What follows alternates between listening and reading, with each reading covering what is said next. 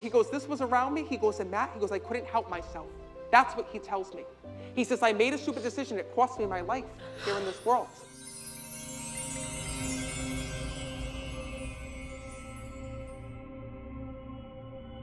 And first of all, when I'm connecting with him, this was a tragedy in the way that he had passed. Not just because it was an overdose, but because of the fact that he keeps telling me I was trying to change my life, he tells me.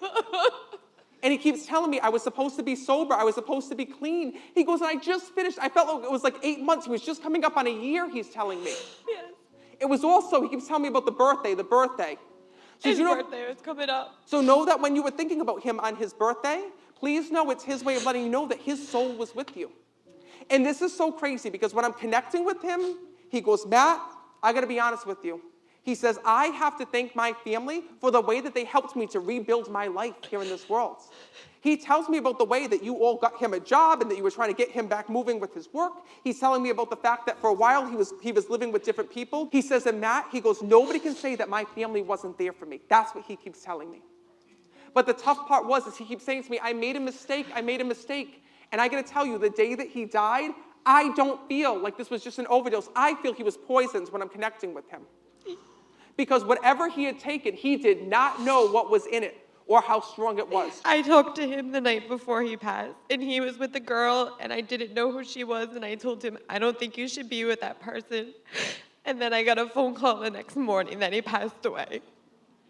He said to me this, it's not about, I'm gonna tell you something right now, all right? This is a very tough passing because this one person put him over the edge when I'm connecting. Because he says to me this, he goes, Matt, he goes, I'm not here to put the blame on that person. He says, but my family did everything that they could to keep me away from drugs, to keep it away from me, to make sure that I wasn't around any of these substances. Yes. He says, and that this was around me. He goes, and Matt, he goes, I couldn't help myself. That's what he tells me. He says, I made a stupid decision. It cost me my life here in this world. He says to me, and he wants to thank you for the way that you had gone and tried to get justice for his passing as well, because I see you going through his phone and looking things up and trying to figure out all the things of what had happened and what went wrong. He said to me, I made my own decision. That's what he tells me, and he needs you to know that. He's also telling me this. He says, Matt, I have to let them know one thing. He says, I need to let them know that they saved my life. Because I'm going to be very honest with you, he tells me that he almost overdosed before. I see him being unconscious on the floor, and I see somebody having to wake him up. Do you understand that? Yes. He said to me, Matt, he goes, I could have died right then and there. He says, and that's when I decided to change my life. And instead of my family running away and being afraid, they all came around me. He says, so he's letting you all know one thing. This is his way of letting you know in spirit that he is fine. But more importantly, he wants to thank you all for giving him another chance at life. He's also showing me when I'm connecting. He loved hats here in this world when I'm connecting with him. He had a hat collection he's telling me about. And he's telling me that everybody has a hat of his or kept hats of his. Because when I'm connecting with him, he's got his hat and he's wearing it like this when I'm speaking to him. And he's saying to me, Matt, tell them that how good I look. Tell them how good I look, he says to me. He says to me this. He says, Matt, please let her know one thing. He says, I'm sorry for the way how you found out that I had died. He says, because every single day you've been holding on to that pain of having just spoke to him.